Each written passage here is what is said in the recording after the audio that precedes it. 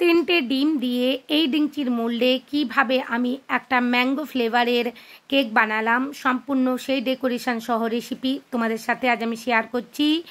ভালো লাগবে আশা রাখছি। আর ভিডিওটা যদি পুরোটা দেখে নাও, তোমরাও বাড়িতে পারফেক্টভাবে এরকম একটা কেক বানাতে পারবে আর সবার মন জয় করে নিতে পারবে।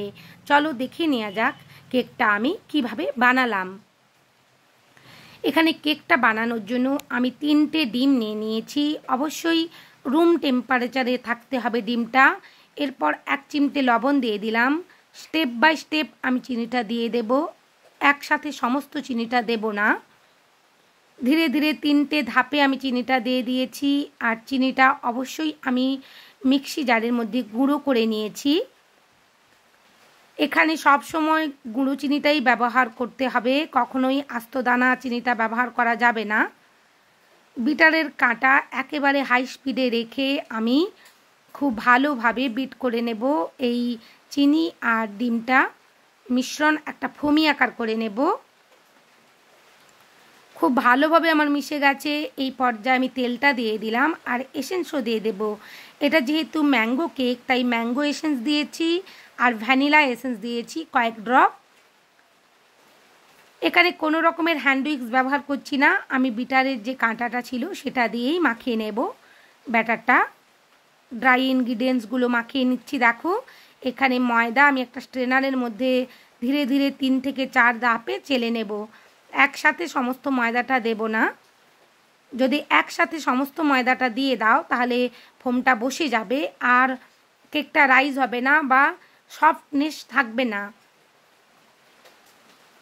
ধীরে ধীরে দেখো আমি একই রোতে ঘুরিয়ে নিচ্ছি। বিটারের কাঁটা এলোমেলো করছি না, কখনোই এলোমেলো ঘুরানো যাবে না। একই রোতে সমানভাবে ঘুরিয়ে নিতে হবে। একটা স্প্যাচুলা দিয়ে তোমাদের দেখিয়ে দিচ্ছি কত সুন্দরভাবে একটা ব্যাটার রেডি হয়ে গেছে। আগে থেকে অবশ্যই মোল্ডটা রেডি করে নেবে। আমি এখানে এই ডিংচির মোল্ড বাটার পেপার আর তেল দিয়ে রেডি করে রেখেছিলাম। তার মধ্যে সমস্ত ব্যাটারটা ঢেলে নিচ্ছি। আমি ওটিজির মধ্যে বেক করে নিয়ে আসবো 40 মিনিটের জন্য 140 ডিগ্রি সেন্টিগ্রেডে। এটা ওটিজির আপ ডাউনের উপর নির্ভর করে টেম্পারেচার, টাইমটা ইলেকট্রিসিটির আপ ডাউনের উপর নির্ভর করে। এখানে দেখো আমার কেকটা কত সুন্দরভাবে বেক হয়ে গেছে। আমি মোল্ড আউট করে তোমাদের 3টে লেয়ারে কাট করেও দেখিয়ে দেব।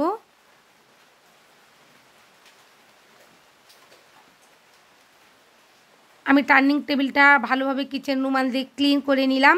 এরপর আমি একটা ব্রেড নাইফ, এটাকে ব্রেড নাইফ বলে, ব্রেড নাইফ দিয়ে ধীরে ধীরে আমি টার্নিং টেবিলটা বাম হাত দিয়ে ঘুরিয়ে নিচ্ছি আর ডান হাত দিয়ে ধীরে ধীরে দেখো লেয়ারটা কাট করে নিচ্ছি।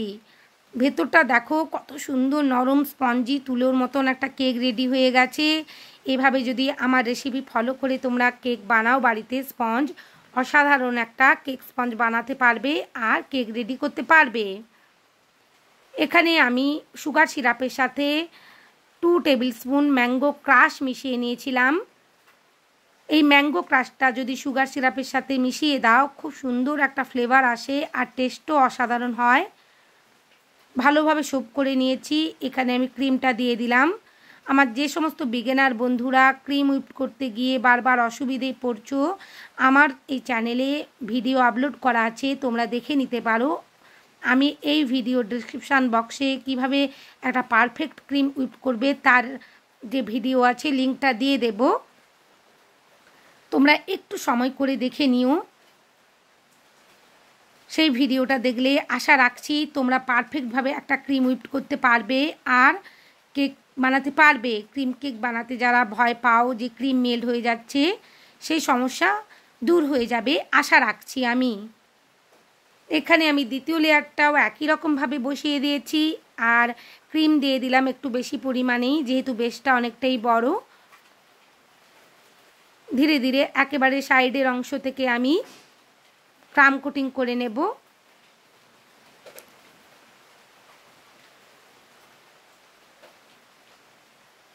আবারও ম্যাঙ্গো ক্রাশ দিয়ে দিয়েছি আর ম্যাঙ্গো ক্রাশটা আমি একটা প্যালেট নাইফ দিয়ে ধীরে ধীরে চারিদিকে ছড়িয়ে দেব। তৃতীয় লেয়ারটাও বসিয়ে দিয়েছি। তৃতীয় লেয়ারটাও ভালোভাবে আমি সোপ করে নেব। অবশ্যই ভালোভাবে সোপ করে নেবে, না হলে ফ্রিজে রাখার পর কেকটা সেট হওয়ার পর ড্রাই হয়ে যাওয়ার সম্ভাবনা থাকবে। এখানে অল্প পরিমাণ ক্রিম দিয়ে দিলাম আর ভালোভাবে আমি প্যালেট নাইফ দিয়ে একেবারে ক্রাম কোটিং করে নেব। সব সময় আমি কেক বানানোর ক্ষেত্রে একটা কথা বলে থাকি বারবার, যারা আমার ভিডিও দেখো বিগিনার বন্ধুরাও যারা আছো, সব সময় বলবো ক্রাম কোটিং করে ফ্রিজের মধ্যে অবশ্যই 15 থেকে 20 মিনিট সেট করতে রেখে দেবে, না হলে কখনোই ফিনিশিংটা পারফেক্টভাবে আনতে পারবে না। এখানে দেখো আমি খুব ভালোভাবে ক্লিন করে নিচ্ছি। ক্রামগুলো যে ছিল বোর্ডের উপর সেগুলো আমি কিচেন রুমাল দিয়ে ক্লিন করে নিয়েছি আর 15 থেকে 20 মিনিটের জন্য খুব ভালোভাবে সেট করে নিয়েছি। এখানে ইয়েলো কালার রেডি করে নিয়েছিলাম, হোয়াইট কালারের ক্রিমের সাথে 3 থেকে 4 ড্রপ ইয়েলো জেল কালার আমি মিশিয়ে নিয়েছি। এত সুন্দর একটা কালার এসে গেছে। তোমরা এখানে যে কোনো পছন্দের কালার ব্যবহার করতে পারো। এটা যেহেতু ম্যাঙ্গো কেকের ফ্লেভারের উপর আমি কেকটা বানিয়েছিলাম, তাই আমি এখানে ইয়েলো কালারটাই ইউজ করছি। কেকটা সাইডের অংশটা কত সুন্দরভাবে স্মুথ হয়ে গেছে। এরপর উপরের অংশটাও আমি স্মুথ করে নেব খুব সুন্দরভাবে। খুবই ধীরে ধীরে কিন্তু আমি কাজগুলো করেছি, ভিডিওয় ফাস্ট দেখানো হচ্ছে। ভিডিওটা যাতে বেশি না বড় হয়ে যায় সেই জন্যই এডিটিংয়ের সময় একটু ফাস্ট করে দেওয়া হয়েছে।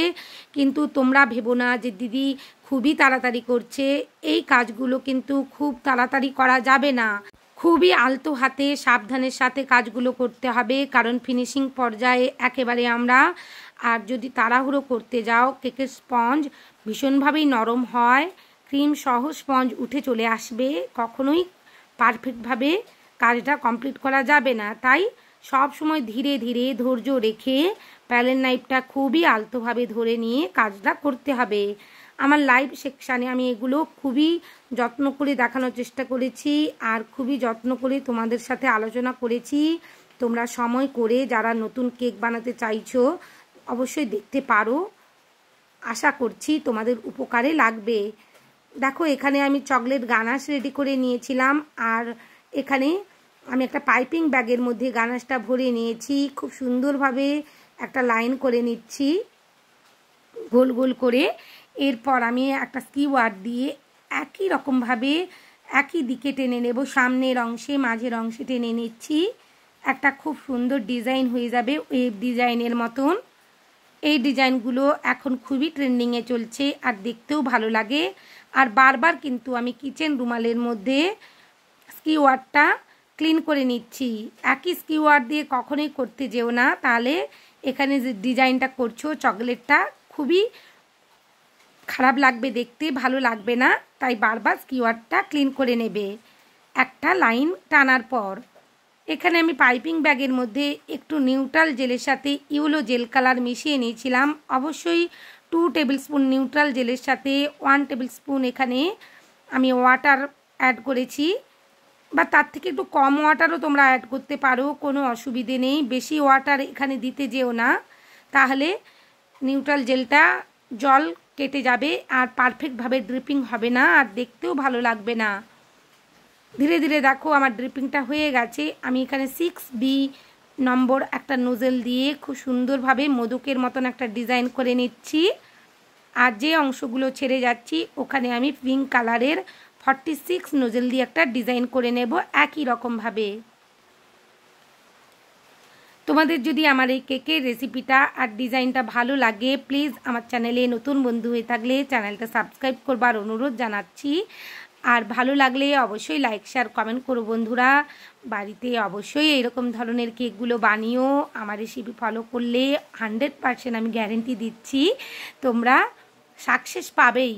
আর দেখো একেবারে প্রফেশনাল রেসিপি। আশা করছি তোমাদের এই ডিজাইনটাও পছন্দ হচ্ছে। যারা নতুন কেক বানাচ্ছ এই ডিজাইনটা অবশ্যই একবার ট্রাই করো, অনেকটাই সহজ একটা ডিজাইন। সবাই খুব ভালো থেকো, অনেক কেক বানিও। অনেক ধন্যবাদ তোমাদের আমার ভিডিও দেখার জন্য। সবাই খুব ভালো থেকো বন্ধুরা।